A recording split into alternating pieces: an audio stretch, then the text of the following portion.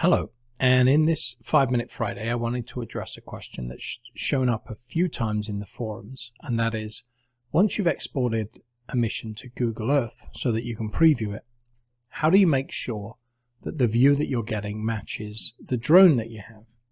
And the secret here is you need a file of the various focal lengths or field of views. I'll put a link to this file in the description, but let me just show you how this works.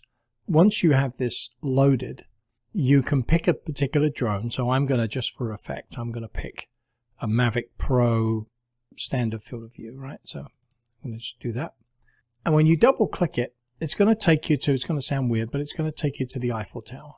That's just because that's where it's set up. But once you have that set, you can go back to your flight plan, and as you normally would, and you can just preview your flight plan. Right, and what I'm going to do is I'm going to zip ahead here to 1 minute in, and you can see this is set to the Statue of Liberty, and you can see that with this field of view you get a fair amount of the statue in and the base here. Okay, and that's at the 1 minute mark in this mission. But if I go back and I pick a different lens, so something crazy like an Olympus 45mm, which will be a much closer in view. When you double click, it takes a few seconds to get back to the Eiffel Tower, but you'll see the Eiffel Tower is much closer now.